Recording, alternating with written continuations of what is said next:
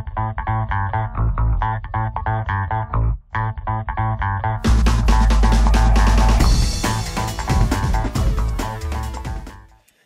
guys, Mike Nelson here with WholesalingHouses101.com. I got a special guest with me today. I have my son Darius. Say hi, D. Hi. We're out here, we're driving for dollars, and today I'm going to give you guys some tips. Oh, we're driving for dollars, but we're not driving while we're driving for dollars. We're safe. We're parked right now.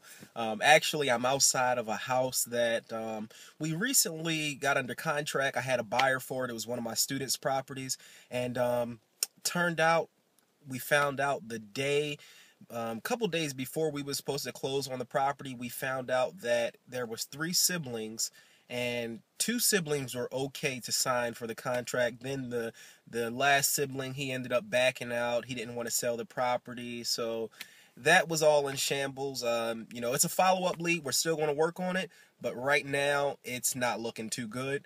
But I had my buyer. He already was, you know, tied up to the property. Now what I'm going to do is I'm going to focus on this one particular area because it's a great area. So what I'm going to do is I'm going to drive for dollars in this area. And for those of you guys who do not know what driving for dollars is, it's basically driving around looking for properties that look like they need work. You know, the grass has not been cut.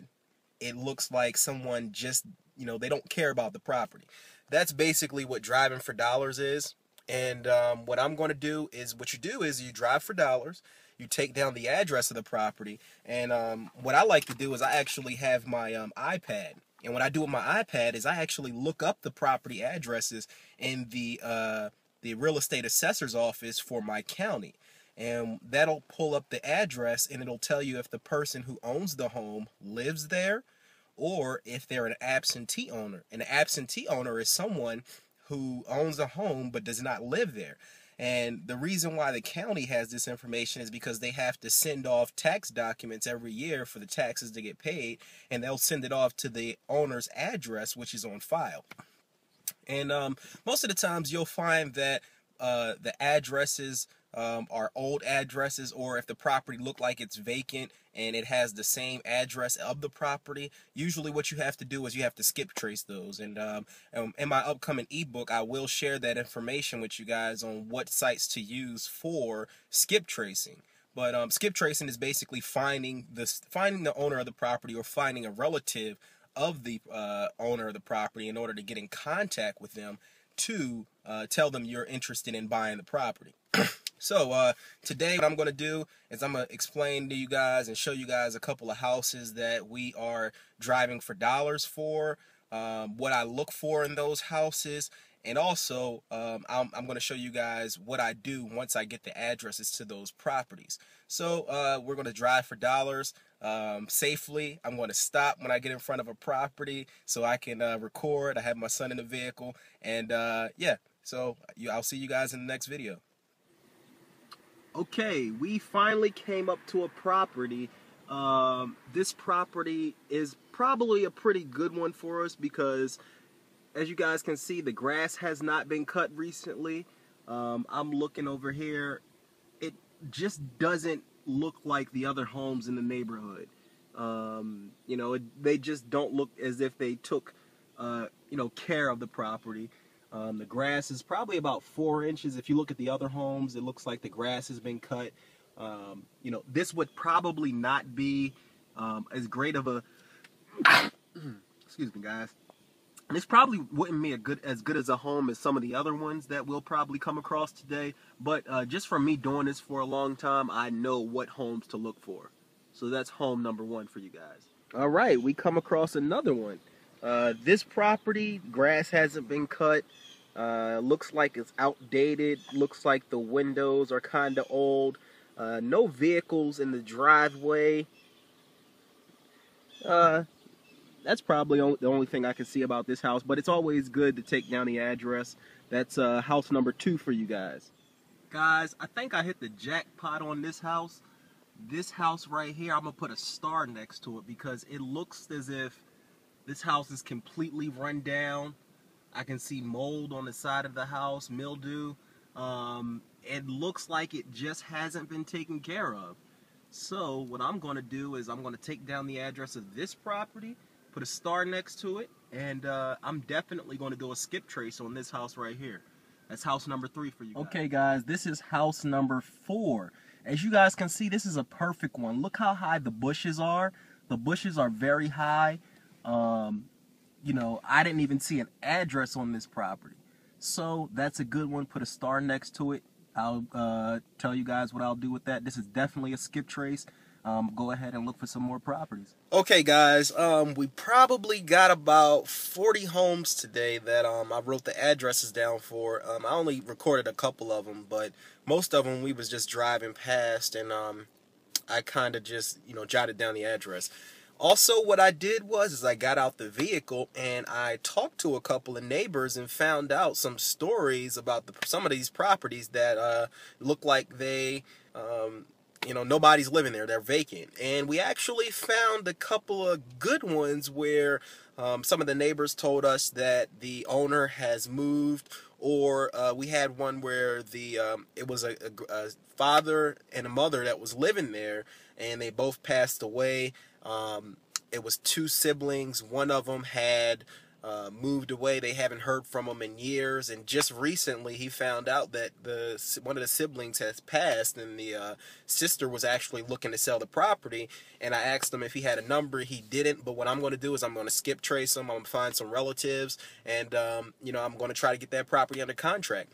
The reason why I focused on this one area, guys, was because, like I said, we had a property under contract. We had a buyer for it. I don't want my buyer to be, you know, I don't want my buyer to feel as though, you know, all of my deals fall through. So what I'm going to do is I'm going to bring him several properties in this area, which is a good area. And, you know, I'm going to make him money, and I'm going to make, you know, ourselves some money as well. That's why driving for dollars it's a great way to get started if you do not have any money. It's a Saturday during the day. Me and my son, we just came back from hanging out together, and we stopped in a neighborhood, drove for dollars for about a good 15-20 minutes, picked up 40 properties. Most people are not going to find that many properties in a specific area. I just know what I'm looking for. Most of my properties are not, they do not look vacant. It's just I got a hunch that if I send a yellow letter off to them, they may be interested in selling down the line. Also, if you're driving around, some of the things that you want to look for is you want to look for rent signs.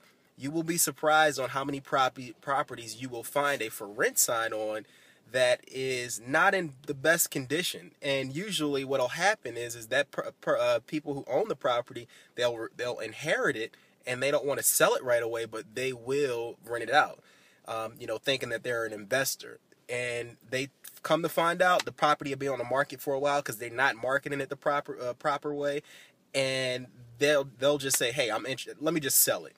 And when you come along with a yellow letter, when you send it off to them, bingo, you get this property under contract, get it at a great price, wholesale it, make a profit. Guys, Mike Nelson, wholesalinghouses101.com. You guys can go to my comment section, make a comment if you guys like, contact me. I can be reached at Mike Nelson, REI@gmail.com. If you guys are looking for coaching, you want somebody to walk you along the whole process, guys, I have 3 different coaching options. It's coaching for everybody out there. Check the coaching section on my website. Guys, I'm here to help you guys. I'm trying to teach you. I want you guys to be successful in this real estate wholesaling game because it's a very profitable industry. I'm here to help. Mike Nelson, wholesalinghouses101.com. Okay, guys, what I'm getting ready to do is show you how to find the owner of a property. After you have driven for dollars, you've got the property addresses. Now it's time to go and find the owners. All right, so what I'm going to do, I have a couple of properties. I'm going to show you guys all you have to do in order to find the owners of the properties. So what you want to do is you want to come over to here, to Google, and you type in your city name. My city is going to be Richmond, Virginia.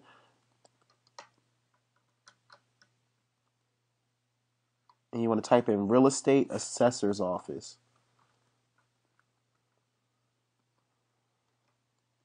And what that will do, it will bring up your real estate assessor office for your city. Okay, you come to your real estate assessor's page. I click property search. property search by address. Now you're here. You're at the site that you need to be at in order to find the address of the property owner. So I'm going to type in a property that I recently sold. Greenville. Okay, I click search. Nothing came up. Let's try it again.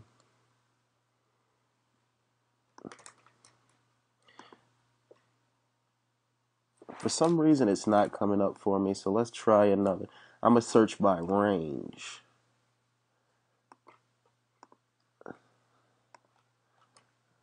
Okay, 1604. I typed the address wrong. That's probably what the case is.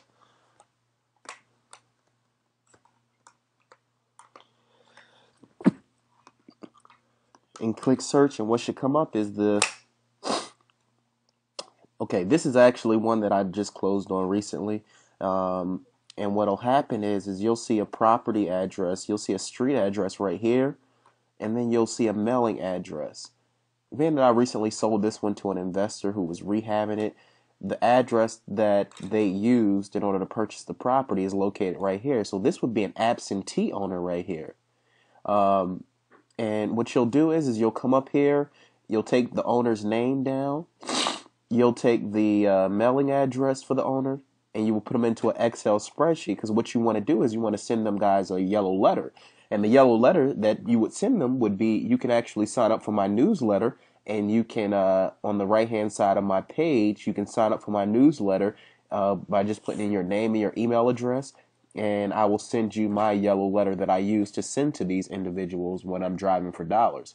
After that, they'll start calling you. Your phone will start ringing, and you'll start getting motivated sellers calling you, wanting to sell their property. That's how you find the owner of that's how you find the owner of a property that you have driven for dollars for. You got the address. You go to the real estate assessor site.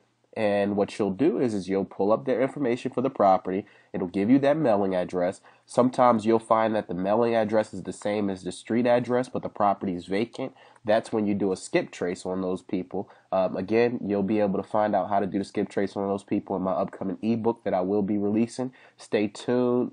Put your name and your email address in. I'll update you guys through my newsletter. Mike Nelson, wholesalinghouses101.com.